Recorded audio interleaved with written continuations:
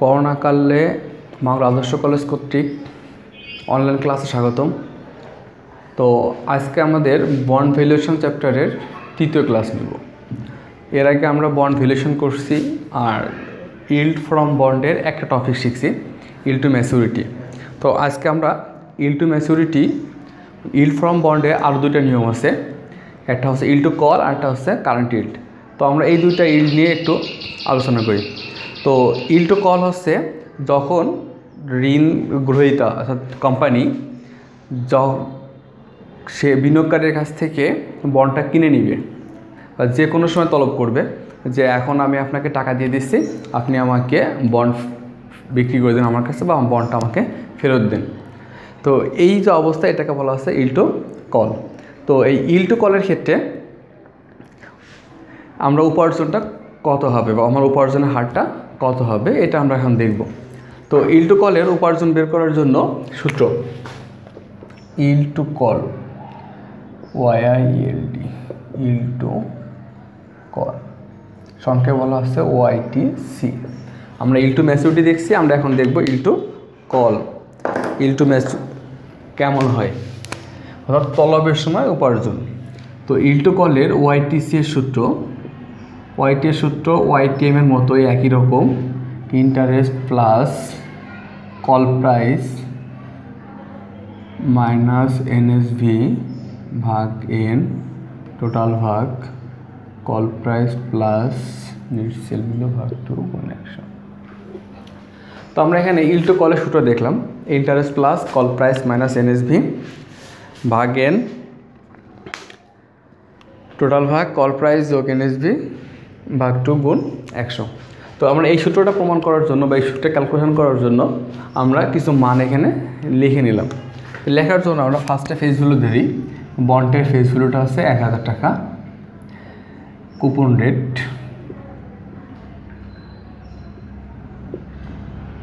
Rate সমান 10%, coupon রেটটা হবে 10%। এরপরে তাহলে আমাদের ইন্টারেস্টটা কত হবে? ইন্টারেস্টটা হবে ফেস ভ্যালু গুণ কুপন রেট। ইন্টারেস্টটা হবে ফেস ভ্যালু গুণ কুপন রেট। সবসময় বন্ডে ইন্টারেস্ট বের করার নিয়ম হচ্ছে বন্ডের ফেস ভ্যালু গুণ কুপন রেট। তাহলে কত টাকা হচ্ছে আমাদের? 100 টাকা। এরপরে আমাদের কল প্রাইস আর net sale value. Net sale value অর্থ হচ্ছে যে কয় টাকা বিক্রি করতে খরচ হয়েছে কোম্পানি বা একটা ক্রেতা কিনতে যে কয় টাকা খরচ হয়েছে সেটা হচ্ছে নেট সেল ভ্যালু। তো আমরা এখানে নেট সেল ভ্যালু ধরি। নেট সেল ভ্যালুটা হচ্ছে, ধরো আমরা 1000 টাকার বন্ড তারা 1100 টাকায় কিনছিল বা বিনিয়োগকারী বিক্রি করছিল 1100 টাকায়, ক্রেতা কিনছিল 1100 টাকায়। কল প্রাইস, এখানে কল প্রাইস হচ্ছে তলবি মূল্য, ঋণ গ্রহীতা বা কোম্পানি বিনিয়োগকারীর কাছ থেকে যে কোনো সময় তলব করে নিতে পারে যে মূল্যে।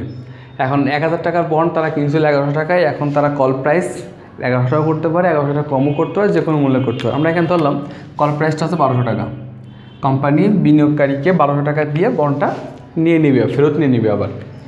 আর বছর ধরে নিলাম আমরা 5 ইয়ার্স, আর 5 বছর সময় আছে তার। এখানে হচ্ছে বছর 5 ইয়ার্সে তলব করতেছে। তো আমরা এই মানগুলো এখন যদি এখানে বসাই তাহলে আমাদের YTCর অবস্থা কী হবে? তো ইন্টারেস্ট আমাদের পেলাম 100 টাকা, কল প্রাইস আমরা ধরলাম 1200 টাকা, নেট সেল ভ্যালু আমাদের 1100 টাকা, N হচ্ছে 5 ইয়ার্স, কল প্রাইস 1200 টাকা, নেট সেল ভ্যালু 1100 টাকা ভাগ হচ্ছে 2 গুণ হচ্ছে 100। তো এখান থেকে আমরা মান যদি করি, উপর থেকে আসে 100 ভাগ 5, নিচে আসতেছে 2300 ভাগ 2 গুণ 100। তাহলে 100 যোগ 20, এখানে 2300 ভাগ 2 করলে আমরা পাবো 1150 গুণ 100। তাহলে 120 ভাগ 1150 গুণ 100, এটা আমরা উত্তর করলে পাবো 120 ভাগ 1150, 120 ভাগ 1150, 10.43%। তাহলে আমাদের তলবের সময় উপার্জন কত? 10.43%। তো এখন আমরা দেখি YTCর অবস্থা কী দাঁড়ালো। আমাদের কুপন রেট ছিল 10%, আমরা বন্ডটা কিনছিলাম 1100 টাকায়। কোম্পানি যে তলব করছে কত টাকায়? 1200 টাকায়। কোম্পানি তলবটা সেল প্রাইসের থেকে, আমাদের ক্রয় মূল্য, আমাদের বিনিয়োগকারী হই, তাহলে আমাদের ক্রয় মূল্য থেকে কল প্রাইসটা বেশি। কল প্রাইসটা বেশি হওয়ার কারণে এখন ওয়াইটিসিটা কত আসছে? ওয়াইটিসিটা আসছে আমাদের 10.43% আসছে, মানে উপার্জনটা একটু বেশি হয়েছে। যদি উল্টো হতো তাহলে ওয়াইটিসিটা কমে যেত। যদি আমাদের কল প্রাইসটা এখানে হতো 1000 টাকা, তাহলে আমাদের এখানে ওয়াইটিসিটা কমে যেত। এরকম কিছু ধর্ম আছে, সেটা আমরা দেখব। তাহলে ওয়াইটিসিটা হচ্ছে তলবের সময় উপার্জন।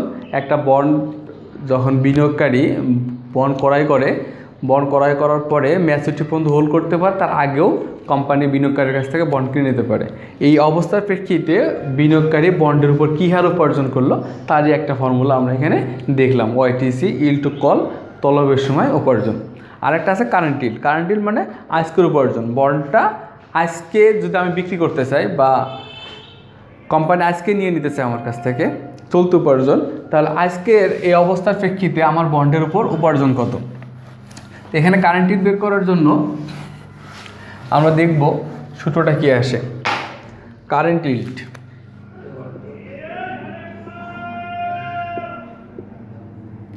কারেন্ট ইল্ড সংখ্যায় বলা হচ্ছে ওয়াইসি।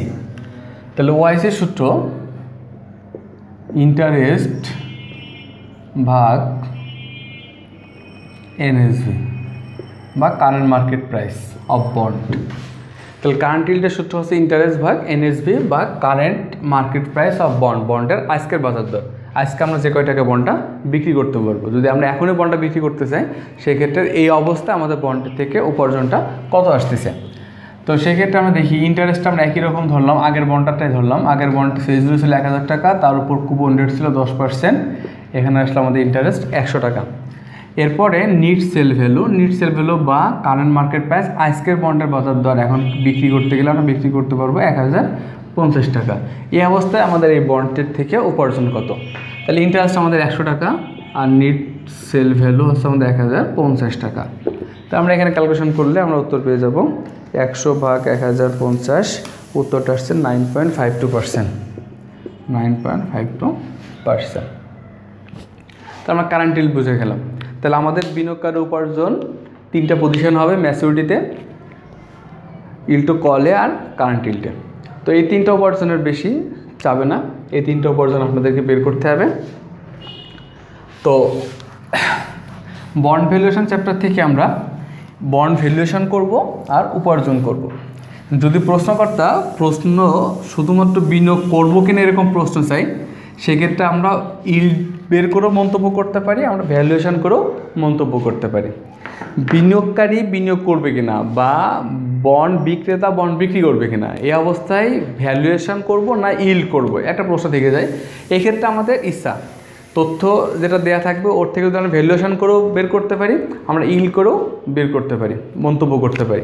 ভ্যালুয়েশনের ক্ষেত্রে যদি আমি বিনিয়োগকারী হই, তখন দেখব যে কোথায় আমার টাকা কম বিনিয়োগ করা লাগতেছে, কোথায় আমার বন্ডটা অল্প টাকায় আমি কিনতে পারছি। আমি বিনিয়োগকারী হই, সেক্ষেত্রে আমি দেখব কোথায় আমি বন্ডটা অল্প টাকায় কিনতে পারতেছি বা কোন বন্ডটা আমি অল্প টাকায় কিনতে পারতেছি।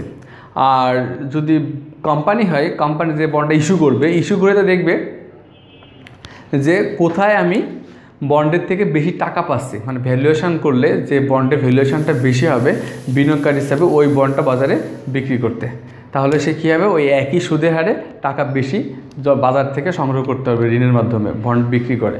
তাহলে এখানে সেন্সটা দেখতে হবে যে আমি বিনিয়োগকারী না আমি বন্ড বিক্রেতা। প্রশ্ন পরে আমাকে এই সেন্সটা বুঝতে হবে যে আমি বন্ডে বিনিয়োগ করবো না আমি বন্ড বিক্রি করব।